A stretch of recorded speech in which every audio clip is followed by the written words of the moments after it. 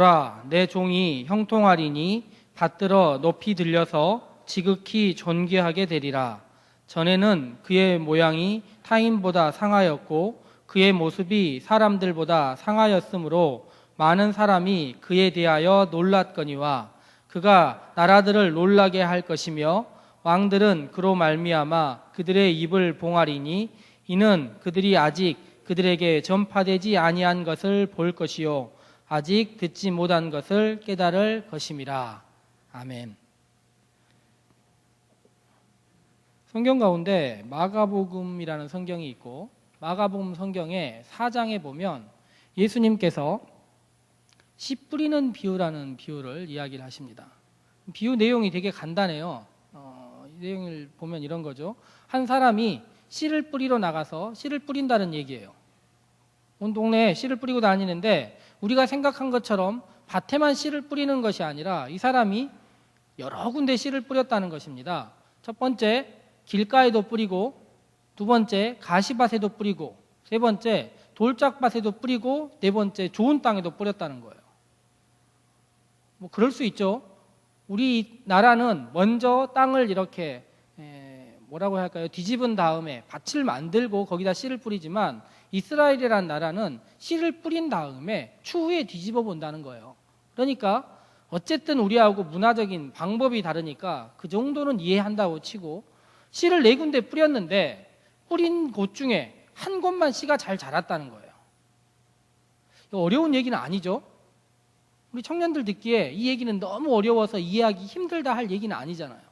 네 밭 중에 한 밭에서 소출이 아주 많았는데 적게는 30배, 조금 더 많게는 60배, 더 많게는 100배의 결실을 맺었다는 거예요. 저는 이 얘기가 그렇게 어려운 이야기일까 하는 생각이 들었어요. 우리 청년들 듣기에 처음 들어본 이야기도 아니고 많이 듣다 보니까 익숙하게 생각하잖아요.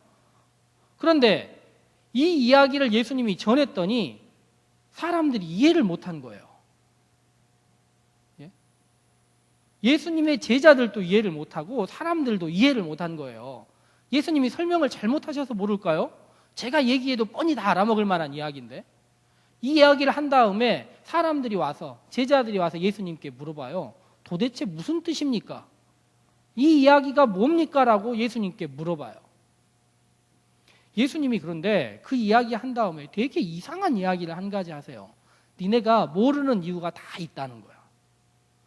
지금도 목사님이 제가 여기서 설교를 하면 무슨 말 하는지 잘 모르겠는 청년들이 있잖아요. 사실 그렇잖아.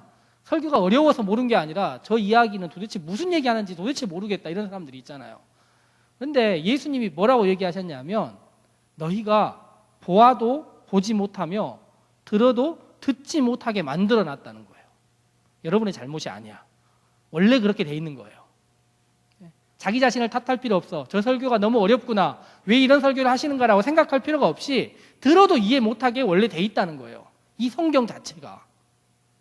그래서 예수님이 그 다음에 하신 여러 가지 일들이 있어요. 예루살렘에 가서 내가 고난을 받으리라 얘기를 했는데 제자들이 그 이야기를 이해를 못할 뿐만 아니라 나중에는 듣기도 싫어했어요. 마가복음 성경을 읽으면 유난히 이런 이야기가 많이 나와요. 그런데 제가 방금 전에 한 이야기 들어도 듣지 못하고 보아도 보지 못하고 깨달지 못하게 한다라는 말이 어디에 나오냐면 구약 성경 이사야 6장에 나와요. 제가 지금 하는 이야기, 예수님이 하신 이야기를 이해하지 못하는 것 정도는 괜찮은 거예요. 설교를 이해하지 못하니까. 그런데 이사야에서 이 이야기가 처음 쓰였을 때는 어떤 의도였냐면 너희들이 지금 이대로 가면 멸망한다는 거예요. 이대로 살면 니네 다 죽는다는 거야. 그러면 어떻게 돼요? 이대로 살면 안 되고 삶을 돌이켜야 되는 거잖아요. 그런데 돌이킬 수 없게 만들어놨다는 거야. 왜? 예언자가 어떤 이야기를 해도 성경에 어떤 이야기를 해도 사람들 마음 가운데 에이 설마 그런 일이 일어나겠어? 내 귀에는 들리지 않아, 내 눈에는 보이지 않아 라고 생각하게 만들었다는 거예요. 이게 이사야의 상황이에요. 정말 속이 답답한 게 왜 이것을 이렇게 이야기하는데 왜 저렇게 설명을 하는데 이해를 하지 못하느냐? 이유가 있는 거예요. 하나님이 그렇게 만드셨다는 거예요. 구약 성경에 보면 이스라엘 백성들이 애굽에 있었어요. 애굽에 있다가 탈출하게 되는데 탈출할 때 제일 처음에 우리가 광야에 가서 예배를 드리겠다 이야기를 한단 말이에요. 파라오가 얘기를 들은 다음에 시끄럽다, 말도 안 되는 소리다 얘기를 했어요. 그러자 이스라엘 사람들이 그들에게 하나님의 능력을 빗대어서 여러 가지 사건이 일어납니다. 사건이 몇 개 일어나냐면 10개나 사건이 터져요. 그런데 쉽게 말하면 처음 사건은 견딜만한 일들이었는데 나중에 가면 나라가 다 망하게 됐어요. 이대로 가면 우리나라 죽을 것 같아. 그런데 절대로 왕이 내보내주지 않아. 노예가 소중한 건 알겠어요. 노예들이 없으면 큰일 날 것 같기는 하겠어. 그런데 그 문제가 아니라 절대로 놔주지 않고 있어요. 성경에 뭐라고 나오냐면 하나님이 그의 마음을 강팍하게 만들었대. 이야기를 들어도 앞에 표시가 일어나도 사건이 일어나고 막 사람들이 죽어나고 농작물들이 싹 사라지는데도 마음 가운데 못 느끼는 거야. 왜? 하나님이 못 느끼게 만들어 버렸으니까. 저는 성경 가운데 가장 두려운 일이 이런 일 같아요. 우리나라도 우리 민족들도 하나님의 말씀이 우리 앞에 있어요. 매주일 전국에서 그 수많은 교회에서 말씀들이 울려 퍼지고 있어요. 그런데 가장 큰 문제가 뭐냐면 말씀을 전하는 목사들도 문제가 있죠. 제대로 말을 전하지 못하니까 하나님의 말씀을 똑바로 전하지 못하고 있을 상태가 있을 수도 있어요. 그런데 문제는 뭐냐면 하나님이 우리 민족을 멸하기로 마음을 먹으시면, 하나님이 우리 민족을 벌하기로 마음 먹으시면 어떤 이야기를 해도 우리가 듣지를 못하는 거예요. 어떤 말씀이 들려줘도 보지 못한다는 거예요. 이것이 구약 성경의 상황이에요. 그리고 나서 예수님이 오시기 적게는 400년, 많게는 600년 전에 이사야라는 책이 쓰였습니다. 제가 이사야에 대한 이야기를 몇 번 드렸는데 이사야가 66장까지 있는데요. 세 단계로 나눠져요. 1장부터 39장, 40장부터 55장, 56장부터 66장. 다 잊어버려도 돼. 그런데 세 개로 나뉘고 두 번째 이야기에 40장부터 55장 사이에 고난받는 종이라는 이야기가 유독 많이 나와요. 이건 한번 기억해 봅시다. 따라해 볼까요? 고난받는 종. 이 이야기가 많이 나와요. 반복해서 나와. 고난받는 종. 이따 끝나고 올라가서 물어볼 거예요. 40장부터 55장 사이에 뭐가 많이 나온다고요? 고난받는 종의 이야기가 많이 나와. 그런데 고난받는 종이 누구냐 이 얘기가 이스라엘 사람들이 성경이 쓰인 다음에 몇백 년 동안 토론이 된 거예요. 고난받는 종이 누구지? 우리 중에 고난받는 사람이 누구야?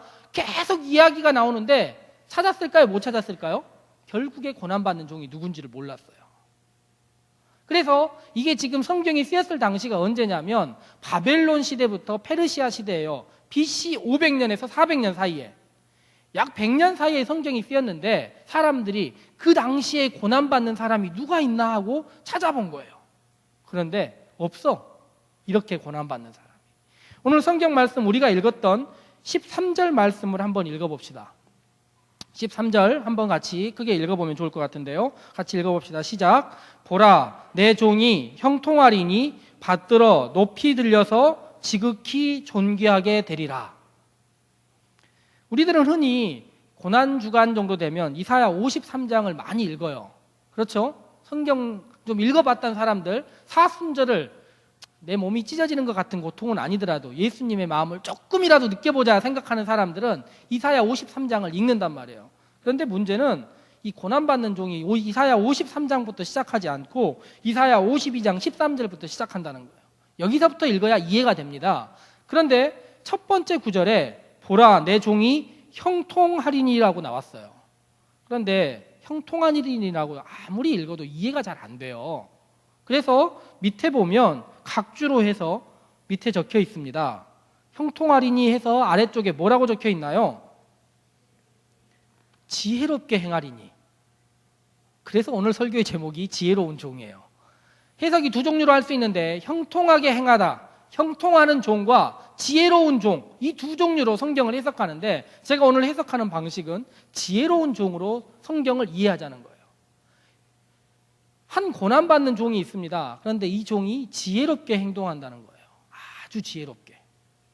그런데 그 지혜가 무엇인가가 52장 13절부터 53장 전체에 나와 있는 이야기예요. 뭐가 지혜롭게 하는 행동이냐? 그의 지혜로운 행동이 무엇이냐 이거예요. 성경에 보니까 14절에 이렇게 적혔습니다. 그의 모습, 그의 모양이 타인들보다 상하였다. 다시 처음부터 얘기할게요. 고난받는 종이 있습니다. 그런데 이 종이 지혜롭게 행동을 했어요. 누가 봐도 지혜롭게. 그런데 그의 모습이 어떻게 됐다고 나왔냐면 타인보다 매우 상하였다는 거예요. 보세요. 그의 모습이 타인보다 상하였고 그의 모습이 다른 사람보다 상하였으므로 성경에 보니까 사람들이 그를 보고 놀랐다는 거야. 고난받는 종이 왔는데 우리 가운데 있는데 이 사람이 상했는데 너무 심하게 상한 거예요. 그래서 주위에 있는 사람들 모두가 그걸 보고 놀랐어. 사람들만 놀라간 게 아니라 나라들도 놀랐어요. 옆에 있는 나라들도 모두 놀란 거야. 도대체 저 사람은 무슨 잘못을 했길래 저렇게 상하는가, 저렇게 고난당하는가, 그 얼굴이 찢기고 그 몸이 상하는가를 다른 사람들은 이해하지 못한 거예요. 그런데 성경에 보니까 그 한 사람이 당하는 것 때문에 많은 사람들이 놀랐다는 거야. 그런데 아까 이야기하듯이 그 사람이 어떤 사람이라고요? 지혜로운 사람이라는 거예요. 그 지혜가 무엇이냐? 이것이 53장에 반복해 나와 있습니다. 53장 1절부터 3절까지를 읽어보면요. 뭐라고 나왔냐면 그가 고난을 아주 심하게 당했는데 고난받는 이유가 있어요. 왜 고난받았냐면 그 사람이 남들 보기에 정말 별것 없이 보였다는 거야. 풍채가 쓸모없어 보이고 딱 봐도 저 사람은 고난당에 마땅한 거야. 우리 중에 있는 사람들 중에 잘생기고 예쁜 사람이 고난을 당하면 사람들이 궁금해서 쳐다볼 거 아니에요. 아, 저 사람이 왜 고난을 당하나? 똑똑한 사람이 쉽게 말하면 누가 봐도 우러러볼 사람이 고난을 당하고 있으면 사람들이 생각하겠죠. 왜 고난을 당하지? 그런데 이 고난받는 종이 고난을 당하는데 누가 봐도 저 사람은 고난당에 마땅한 거야. 그리고 자기 죄 때문에 고난당하는 걸로 생각한 거예요. 이스라엘 사람들은 당시 시대에 누군가 고난과 힘든 어려운 삶이 있으면 죄 때문에 그렇다고 생각했어요. 그런데 이 고난받는 종은 누가 딱 봐도 자기 때문에 고난받는 거야. 아유, 하고 있는 거 보니까 고난 당할 수밖에 없네. 그럴 수밖에 없구나. 너무 심하게 고난을 당했지만 충분히 저 사람은 고난 당할 만한 해라고 생각한 거예요. 그런데 문제가 하나 생겼습니다. 4절부터 읽어보니까 그게 아니었다는 것을 사람들이 안 거예요. 성경의 저자가 알아버린 것입니다. 뭐라고 얘기를 했냐면 그는 실로 우리의 고난을 당하였다는 거예요. 우리의 짐을 지고 우리의 허물 때문에 우리의 죄악 때문에 고난을 당하고 있었는데 우리들은 몰랐던 거야. 그 사람은 자기가 잘못해서 고난당하고 그 사람은 자기가 실수해서 죄를 감당하고 있었다고 생각을 했다는 거예요. 이게 놀라운 것입니다.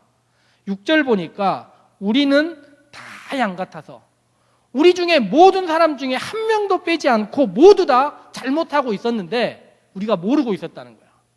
그 한 사람이 잘못한 것을, 그 한 사람이 그냥 고난당한 것을 모르고 있었다는 거예요. 이게 구약 성경에 나타난 고난받는 종의 이야기입니다. 근데 문제가 이게 뭐냐면요. 사람들이 이 이야기를 BC 500년부터요 AD 100년까지 이걸 읽은 거예요. 읽었는데 이게 누군지를 끝까지 몰랐어요. 해석만 분분하고 의견만 나왔는데 끝까지 몰랐다는 거예요.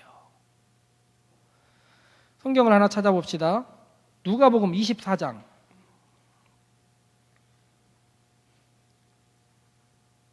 누가복음 24장 25절과 26절.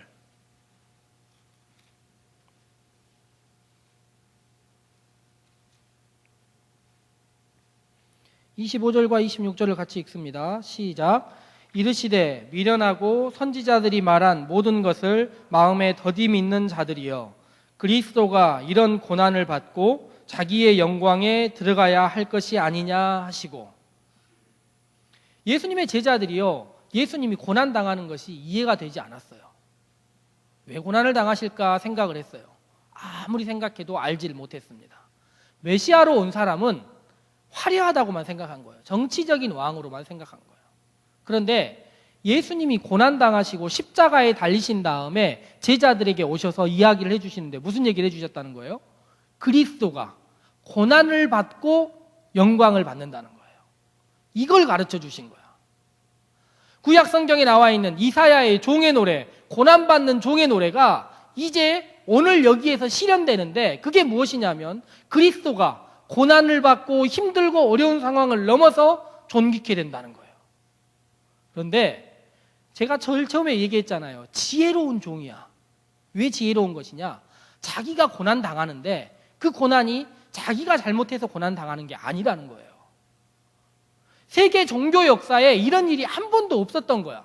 하나님이 우리를 구원하시기 위하여 방법을 하나를 쓰시는데 그 방법이 무엇이냐면 죄 없는 사람을 고난받게 하시고 그 사람이 고난받고 그 고난을 통하여서 우리를 존귀케 하신다는 거예요.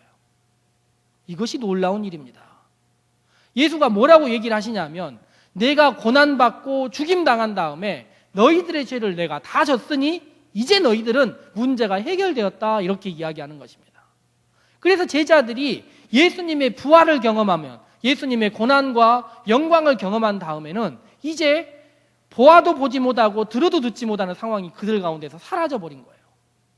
이제 이사야의 말씀도 복음서의 말씀도 다 이해가 되는 거야. 왜? 예수님이 고난받는 이유가 예수님이 우리들 가운데 오셔서 뿌려져서 하나님의 미랄이 된 이유가 무엇이라고 알고 계시냐면 다 제자들이 알게 되었냐면 그것으로 인하여서 우리가 영광받고 우리가 구원받을 수 있다 생각하는 것입니다. 이것이 기독교 신앙이에요. 성탄절, 크리스마스가 왜 우리 가운데 중요한 날이냐? 그 고난받는 종이 우리 가운데 아무도 모르게 낮고 천한 곳에 오셨기 때문이에요. 헤롯의 궁전에 왜 예수님이 가시지 않으시고 잘 알려진 로마의 궁에 왜 가지 않으셨느냐? 고난받는 종으로 누가 봐도 이 사람은 풍채가 없고 말구유 같은데 누이고 목자들이나 찾아올 사람으로 생각하는 그런 사람으로 예수님이 우리 가운데 오신 거예요. 그런데 그 예수님이 어떻게 되셨다는 거예요? 결국에 고난을 당하고 세계 역사에 없는 고난과 슬픔과 다른 사람들 보기에 손가락질 당하고 십자가에 달리는 최악의 죽음을 겪으신 다음에 고난 다음에 영광으로 새로워지시고 그 영광을 우리도 받아 누리게 하셨다는 거예요. 이게 성경이 나타내는 성탄절의 진정한 의미, 복음의 진정한 의미라는 것입니다. 우리도 이 성탄절을 맞이해서 늘 즐거운 일, 기쁜 일, 서로 선물을 주고받고 이벤트가 있고 다양한 많은 일들이 우리 가운데 벌어집니다. 그러나 성탄의 진정한 의미는 무엇이냐면 예수님이 고난받기 위하여 우리 가운데 오신 거예요. 그런데 그 고난이 의미 없는 고난이 아니라 그 고난으로 인하여서 우리가 구원을 받을 수 있고 그 고난으로 인하여서 영광스럽게 되고 그 고난으로 인하여서 세계가 구원받을 수 있다는 것입니다. 오늘 고난받는 종의 이야기를 읽었는데 이 말씀을 잘 기억하시면서 성탄절이 주님께서 우리 가운데 오셔서 낮고 천한 곳에 오신 이유가 무엇인지를 잘 기억하며 일주일 보내시고 그 일주일 가운데 함께 있는 성탄의 기쁨을 함께 맞이하실 때 고난받는 종이 우리 가운데 오셔서 우리를 구원하기 위하여 오시고 선한 목자로 오셨다는 것을 기억하는 귀한 한 주일 되었으면 좋겠습니다. 자, 같이 기도하도록 하겠습니다. 마음을 모으시고 함께 기도하시고 제가 기도하도록 하겠습니다.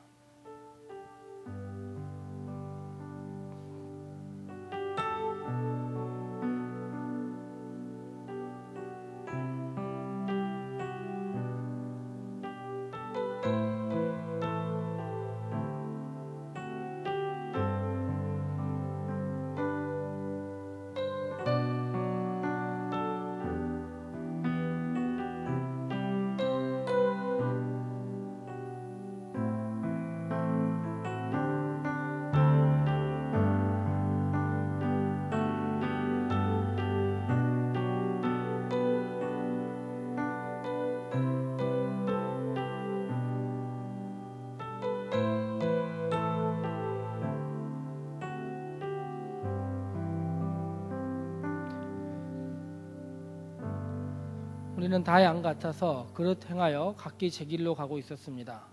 그리하여 우리가 잘못한 것 때문에 우리가 고난을 받는 것은 어떠한 우리를 구원할 수 있는 효력도 없습니다. 그렇지만 죄 없이 우리 가운데 오신 주님께서 우리를 위하여 고난을 당하시고 그 고난으로 인하여서 우리가 구원받을 수 있게 됨에 감사드립니다. 성탄을 맞이하여서 그 지혜로운 종의 지혜로움, 미래를 내다보고 우리를 구원하기 위하여 고난당하심, 그 고난을 기억하게 하시고 그리하여 우리에게 성탄의 기쁨이 있을 수 있도록 인도하시고 성탄이란 우리에게 구원임을 기억하는 귀한 한 주일 될 수 있도록 함께하여 주시옵소서. 예수 그리스도 이름으로 기도합니다. 아멘.